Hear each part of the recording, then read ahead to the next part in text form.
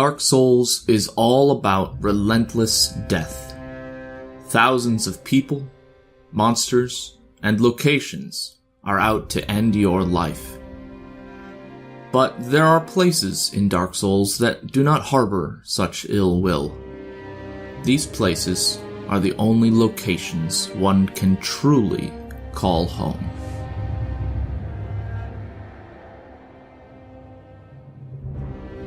Firelink Shrine.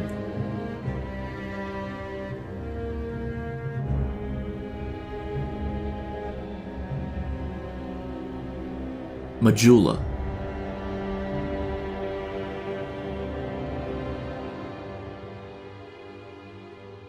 These locations are perhaps the best known from all three games. They serve as hubs in their own right, connecting our character to the wider world and the dangerous denizens that inhabit it. They provide us with our merchants, our sorcerers, and strange characters who provide their own insight into the world. They are also places that offer us music. Music that is meant to provide some respite against this violence. Music that is meant to calm us and remind us we are in one of the only safe places in this world. Inside the shrine,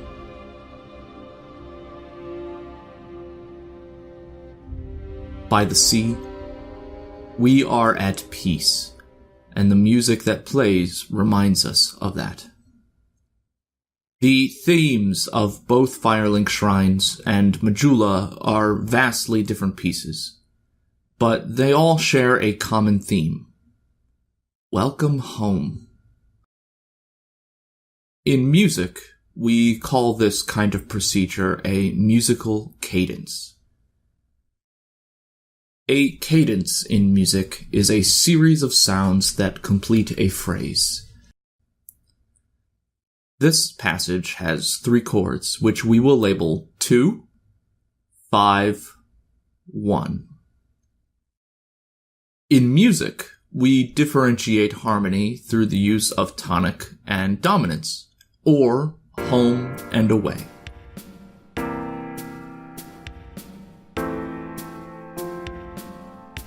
In the case of our example, tonic, or home, is our last chord.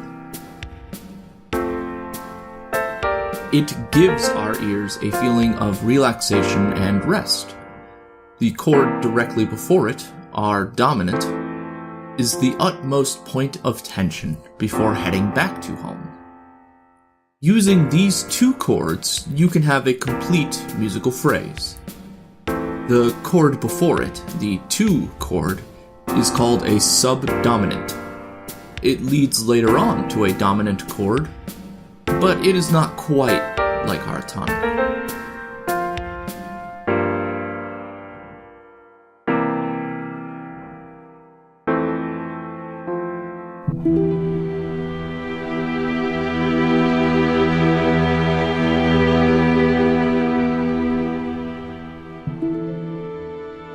Dark Souls' Firelink Shrine. Notice here how the chords are played on strings in a block. We move from our first chord, which is tonic, to a series of subdominant chords that transform to dominant, and back home again. This phrase is repeated again, but with some slight variations to the voices.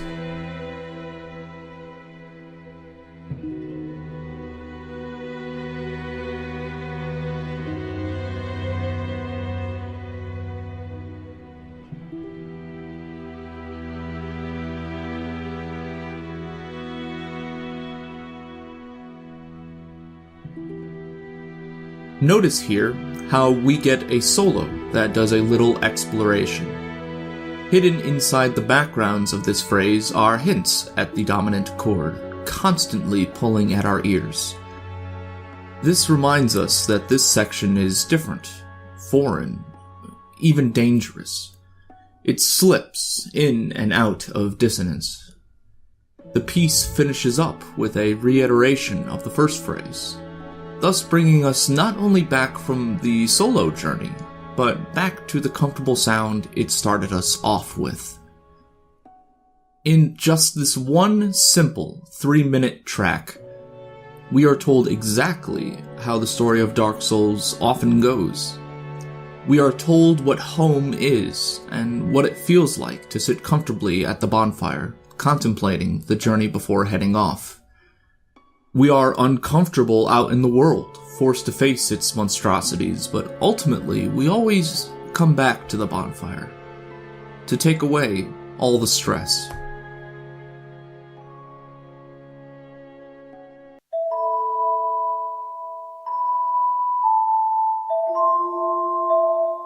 Majula's theme does something remarkably similar, but in a much different way.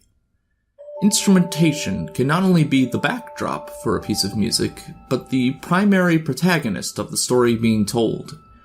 Here, in Majula's theme, we are treated to a music box. It's calm and soothing, and repeated ad nauseum. What happens in the background makes this melody very important. Our writer does their best to distract the player from this melody.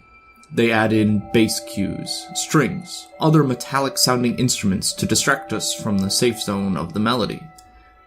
These sounds are in constant competition for each other, each one vying equally to become the forefront in this tapestry. The one that wins out, ultimately, is our principal music box, chiming off as it fades out from existence.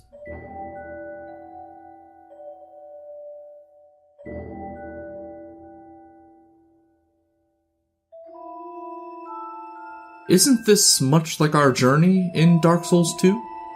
We are faced with the dilemma of finding a cure for our cursed bodies, only to be sidetracked with the quests of others, the fate of a fallen kingdom, and the mire of the dark. We are brought across the continent of Drangleic, facing down the worst foes left to guard the old kingdom, before we find our answers.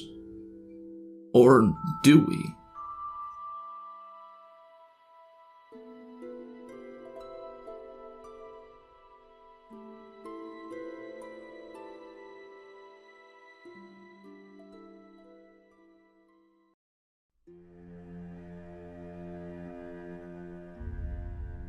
Dark Souls 3's version of Firelink Shrine looks like a natural evolution of the last two iterations of homes we have encountered.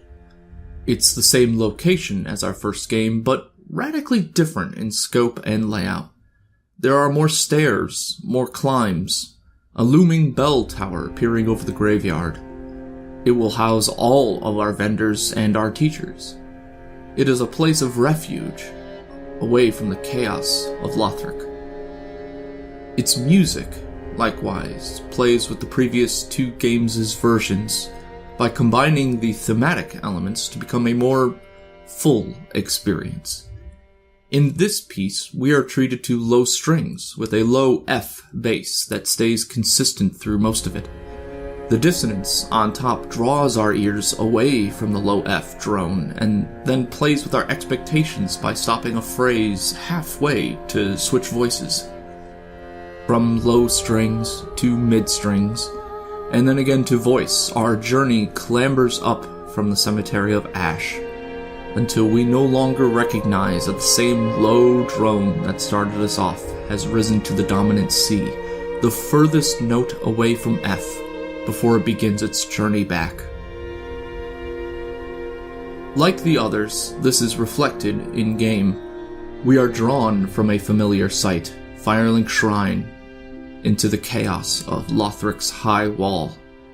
We make our way down through village and marsh, striking out at foes both familiar and grotesque.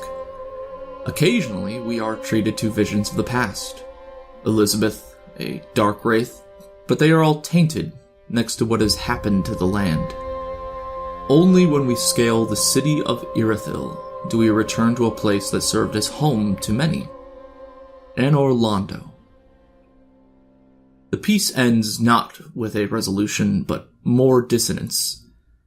It leaves the piece in tatters, and so too the player, as he makes his way up Lothric's tower and brings all the lords to their thrones, We face down the mightiest of guardians and then are met with an ending. Is this ending satisfying? Does this resolve every discussion we've ever had on the series? Perhaps not, but we are made wiser by the journey. We are made stronger for the struggle.